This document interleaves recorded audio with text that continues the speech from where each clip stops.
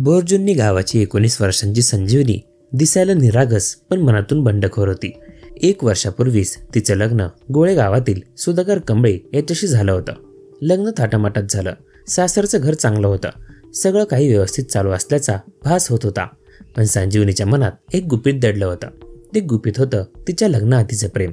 19 वर्षाच्या लखन भंडारे सोबतचे लग्नामुळे हे नातं तुटले असं सगळ्यांना वाटलं, पण ते अजूनही कायम होतं। फोनवर बोलणं, गुपचूप भेटीगाठी या सगळ्यात संजीवनीला तिचं आयुष्य अजूनही लखन सोबतच दिसत होतं। तिचा जीव सासरच्या दारात रमला नाही, तर तो बोरजुन्नीकडेच लखनकडेच खेचला जात होता।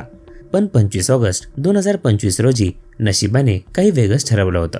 त्या दिवशी घरात सासरची मंडळी नव्हती। घरातल्या शांततेचा फायदा घेत संजीवनीने फोन उचलला। लखन, तू ये, कोणी घरी नाहीये। ही संधी लखनला चुकवायची नव्हती। तो लगेचच गोळेगावात पोहोचला, पण नियती त्यांच्यावर क्रूरपणे हसत होती। काही वेळाने पती सुधाकर आणि इतर सासरची मंडळी अचानक घरी परतली। त्यांनी घरात जे पाहिलं त्याने त्यांच्या पायाखालची जमीनच सरकली। संजीवनी आणि लखन एकत्र दिसले। सुधाकरचा राग अनावर झाला।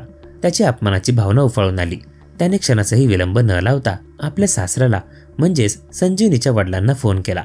तुमच्या मुलीला ताब्यात घ्या, आता आम्ही तिला सांभाळू शकत नाही। फोन येताच संजीवनीचे वडील मारुती सोरणे, काका माधव सोरणे आणि आजोबा लक्ष्मण सोरणे हे तिघेही बोरजुन्नीतून निघाले। गावाच्या पानंद रस्त्यावरून जाताना त्यांच्या चेहऱ्यावर एक विचित्र कठोरता होती। ते मुलीला परत न्यायला चालले होते, पण त्यांच्या मनात नेमकं काय सुरू होतं हे कोणालाच माहीत नव्हतं। गोळेगावात पोहोचल्यावर त्यांनी संजीवनी आणि लखनला उचलून घेतले। चल घरी जाऊन बोलू, असे सांगून ते करकाळा शिवाराकडे निघाले। शिवारात एकांत जागेत पोहोचल्यावर त्यांच्या मनात दडलेला राग बाहेर पडला। त्या तिघांनी संजीवनी आणि लखनवर हल्ला चढवला। हातात असलेल्या लाकडांनी, दगडांनी आणि बळाचा वापर करून त्यांनी दोघांनाही निर्दयीपणे मारले।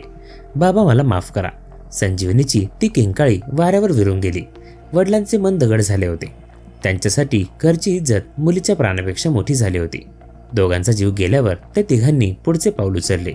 जवळच्या एका विहिरीत त्यांनी दोन्ही मृतदेह फेकून दिले।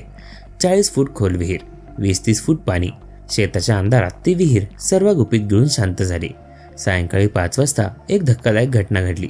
संजीवनीचे वडील मारुती सोरणे थेट उमरी पोलीस ठाण्यात गेले। कोणताही पश्चाताप न दाखवता त्यांनी थंडपणे सांगितलं, मी माझ्या मुलीला आणि तिच्या प्रियकराला ठार मारले, त्यांचे मृतदेह विहिरीत फेकलेत। ही थेट कबुली ऐकून पोलीसही क्षणभर अवाक झाले। इतक्या सहजतेने कोणताही संकोच न दाखवता त्यांनी सत्य सांगितले। पोलिसांनी लगेचच आरोपींना ताब्यात घेतले आणि घटनास्थळी धाव घेतली।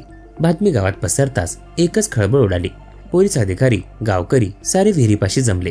संध्याकाळी 7 वाजता मुलीचा मृतदेह बाहेर काढण्यात आला, पण लखनचा मृतदेह शोधायला अजून वेळ लागला। गावात भीतीचे वातावरण पसरले।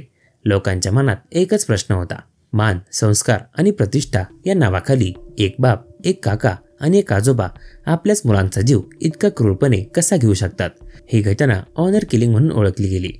या घटनेने हे सिद्ध केले की काही वेळा माणूस मान, संस्कार आणि प्रतिष्ठा यांच्या नावाखाली इतका निर्दयी होऊ शकतो की तो आपल्याच रक्ताची पर्वा करत नाही।